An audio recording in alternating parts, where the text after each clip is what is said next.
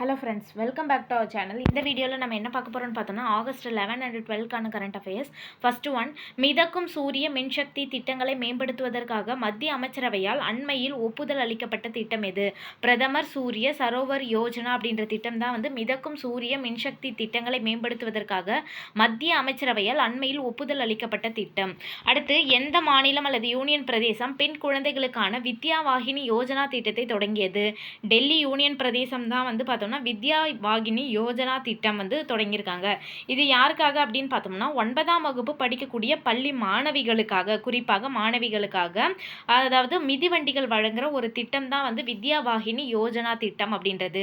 யாருக்காக அப்படின்னு பார்த்தோம்னா 9ஆம் வகுப்பு படிக்கக்கூடிய பள்ளி மாணவிகளுக்கு மிதிவண்டிகள் வழங்கும் திட்டம். எந்த யூனியன் பிரதேசத்தில் தொடங்கியிருக்காங்க அப்படின்னு பார்த்தோம்னா டெல்லியில் தொடங்கியிருக்காங்க.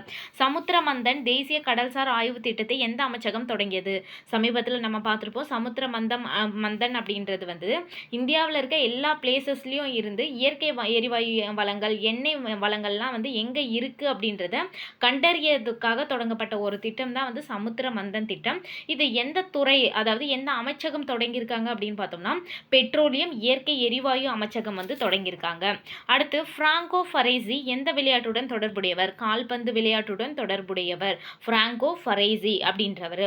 புதுப்பிக்கப்பட்ட கேலோ இந்தியா திட்டத்தின் கீழ் எந்த 2 பள்ளி அளவிலான புதிய முயற்சிகள் அறிமுகப்படுத்தப்பட்டன? கேலோ இந்தியா ஃபீடர் பள்ளிகள் KIFS அப்படின்றதும், அடுத்து கேலோ இந்தியா உட்கிருஷ்ட் வித்யாலயாக்கள் அப்படின்றதும் இன்ட்ரடியூஸ் பண்ணியிருக்காங்க. இது என்ன அப்படின்னு பார்த்தோம்னா கேலோ இந்தியா ஃபீடர் பள்ளிகள் அப்படின்றது அதாவது குழந்தைங்களுக்கு ஆரம்ப நிலையிலேயே அவங்களுடைய ஸ்கில்ஸு, அதாவது விளையாட்டு சார்ந்த ஸ்கில்ஸை கண்டறியறதுக்கு தான் பார்த்தோம்னா கேலோ இந்தியா ஃபீடர் பள்ளிகள் அப்படின்றது இன்ட்ரடியூஸ் பண்ணியிருக்காங்க. கேலோ இந்தியா உட்கிருஷ்ட் வித்யாலயாக்கள் அப்படின்றது பார்த்தோம்னா அதாவது நம்ம ஸ்டடீஸ், அதாவது எஜுகேஷன் கல்வியோடவே சேர்ந்து தரமான ஒரு விளையாட்டு பயிற்சியும் வழங்குறது தான் பார்த்தோம்னா கேலோ இந்தியா உட்கிருஷ்ட் வித்யாலயாக்கள். இதன் மூலம் பார்த்தோம்னா மாணவர்கள் கல்வியிலையும் சிறந்து விளங்க முடியும், அதே மாதிரி விளையாட்டிலும் சிறந்து விளங்க முடியும் அப்படின்றதுக்காக கேலோ இந்தியா உட்கிருஷ்ட் வித்யாலயாக்கள் அப்படின்றது. ஃபர்ஸ்ட் ஒன் ஃபீடர் பள்ளிகள் அப்படின்றது அவங்களோட ஸ்கில்ஸை பேசிக் லெவல்லே கண்டறியறதுக்காக தொடங்கப்பட்டது.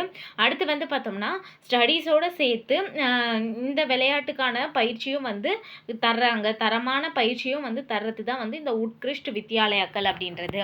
அடுத்து, உலக நுரையீரல் புற்றுநோய் நாள் எப்பொழுது அனுசரிக்கப்படுகிறது? ஆகஸ்ட் 1. இதுக்கான தீம் என்ன அப்படின்னு பார்த்தோம்னா டுகெதர் த்ரூ லங் கேன்சர். நுரையீரல் புற்றுநோயை எதிர்கொள்வதில் நாம் அனைவரும் இணைந்திருப்போம் அப்படின்ற தீமோட தான் பார்த்தோம்னா உலக நுரையீரல் புற்றுநோய் நாள் அனுசரிக்கப்படுகிறது. அடுத்து, நக்ஷா திட்டம் எந்த துறையால் தொடங்கப்பட்டது? நக்ஷா திட்டம் அப்படின்றது நிலவளத்துறையால் தொடங்கப்பட்ட ஒரு திட்டம் தான் நக்ஷா திட்டம். இது எக்ஸ்பான்ஷன் பார்த்தோம்னா national geospatial knowledge based land survey of urban habitations அப்படின்ட்டு. இதுலேருந்தே தெரியுது அர்பன் அப்படின்னாலே நகர்ப்புறத்தில் தொடங்கப்பட்ட ஒரு திட்டம் தான் பார்த்தோம்னா இந்த நிலவளத்துறை அப்படின்றது. நக்ஷா திட்டம் நிலவளத்துறையால் தொடங்கப்பட்டது. இதன் மூலம் என்ன பண்ணுவாங்க அப்படின்னு பார்த்தோம்னா இந்த GIS மூலமாக பார்த்தோம்னா என்னென்ன பிளேஸில் அந்த நிலங்கள் இருக்குது அப்படின்றத துல்லியமாக கண்டறிஞ்சிட்டு அதை டிஜிட்டல் முறையில் செயல்படுத்துறது தான் பார்த்தோம்னா இந்த நக்ஷா திட்டம். இதன் மூலம் பார்த்தோம்னா இந்த சொத்து தகராறுகள் அதெல்லாம் தீர்க்கப்படும் அப்படின்ற மாதிரி சொல்கிறாங்க. ஒரு மேம்படுத்தப்பட்ட ஒரு திட்டத்தை இதன் மூலம் அளிக்க முடியும் அப்படின்ட்டு சொல்றாங்க. அடுத்து, பெண் குழந்தைகளை காப்போம், பெண் குழந்தைகளுக்கு கல்வி கற்பிப்போம் தற்போது எந்த திட்டத்தின் ஒரு பகுதியாக செயல்படுத்தப்படுகிறது? மிஷன் சக்தி திட்டத்தினுடைய ஒரு பகுதியாக தான் செயல்படுத்தப்படுகிறது. இந்த மிஷன் சக்தி அப்படின்றது பெண்களுக்கு பாதுகாப்பு அளிப்பதற்காகவும் பெண்களுக்கு அதிகாரம் அளித்து மேம்படுத்துவதற்காகவும் தொடங்கப்பட்ட ஒரு திட்டம் தான். இந்த மிஷன் சக்தி 2 கேட்டகரியில் செயல்படும். ஒன்று சம்பால், இன்னொன்று சாமர்த்தியா. சம்பால் அப்படின்றது பெண்களினுடைய பாதுகாப்புக்காக முழுக்க செயல்படக்கூடியது.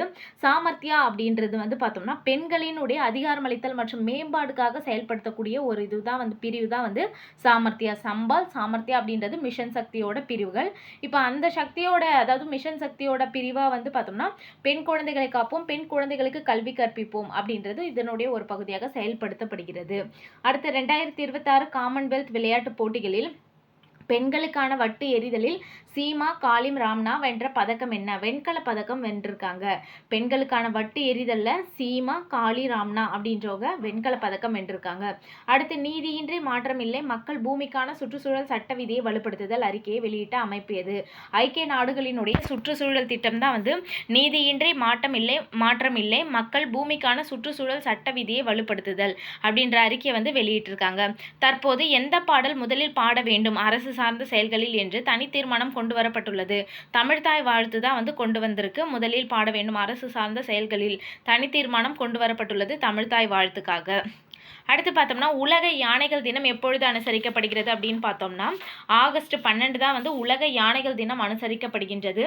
அதற்கான தீம் என்ன அப்படின்னு பார்த்தோம்னா யானைகளுக்கு உதவ உலகை ஒன்றிணைத்தல் அப்படின்ற தீமோட உலக யானைகள் தினம் அனுசரிக்கப்படுகிறது. உலக யானைகள் தினம் எப்பொழுது அனுசரிக்கப்படுகிறது அப்படின்னு பார்த்தோம்னா ஆகஸ்ட் 12 தான் அனுசரிக்கப்படுகிறது. அதற்கான தீம் என்ன அப்படின்னு பார்த்தோம்னா யானைகளுக்கு உதவ உலகை ஒன்றிணைத்தல் அப்படின்ற தீமில் உலக யானைகள் தினம் அனுசரிக்கிறாங்க. எந்த மாநிலத்தில் பொதுமக்கள் 24 மணி நேரமும் ரேஷன் அரிசி வாங்குவதற்கு வசதியாக வங்கி ஏடிஎம் போல செயல்படும் அன்னபூர்த்தி தானிய ஏடிஎம் அறிமுகப்படுத்தப்பட்டுள்ளது? சத்தீஸ்கர் மாநிலத்தில் தான் 24 மணி நேரமும் ரேஷன் அரிசி வாங்குவதற்கு வசதியாக அன்னபூர்த்தி தானிய ஏடிஎம் அப்படின்றது அறிமுகப்படுத்தப்பட்டிருக்கு. இந்த கிரெயின் ஏடிஎம் உள்ளூர் பெண்கள் சுய உதவி குழுவான ஜோதி குழுவால் இயக்கப்படுகிறது அப்படின்றாங்க. இந்த திட்டத்திற்கு உலக உணவு திட்டம் ஆதரவு அளித்து வருகிறது. கிரெயின் ஏடிஎம் அப்படின்றது பார்த்தோம்னா சுய உதவி குழுவான ஜோதி குழுவால் இயக்கப்படுகிறது. இந்த திட்டத்திற்கு உலக உணவு திட்டம் ஆதரவு அளித்து வருகிறது.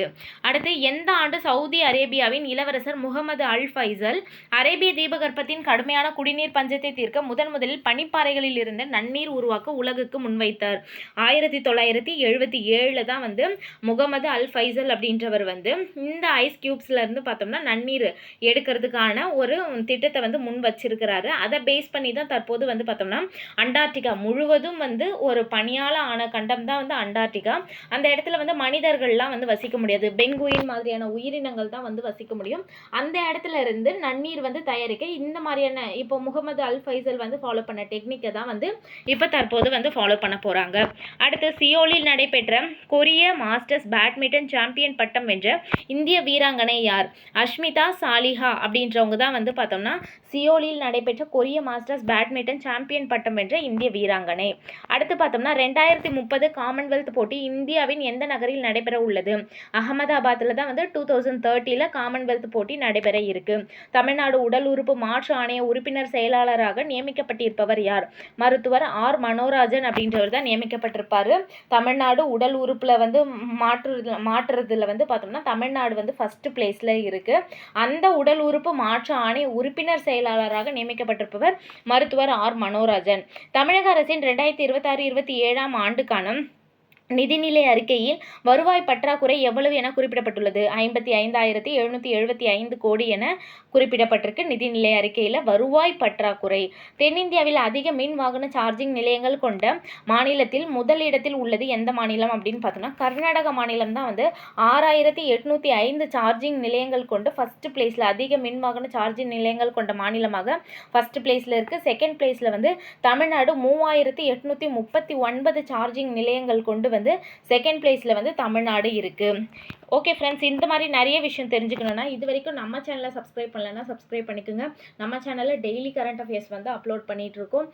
உங்கள் ஃப்ரெண்ட்ஸ்க்கும் ஷேர் பண்ணுங்கள். அதோட சப்ஸ்கிரைப் பண்ணதோடு மட்டும் இல்லாமல் பக்கத்தில் இருக்க பெல் ஐக்கானையும் ப்ரெஸ் பண்ணிக்கோங்க. அப்போ தான் நான் போடுற வீடியோ உங்களுக்கு உடனுக்குடன் கிடைக்கும். தேங்க்ஸ் ஃபார் வாட்சிங்.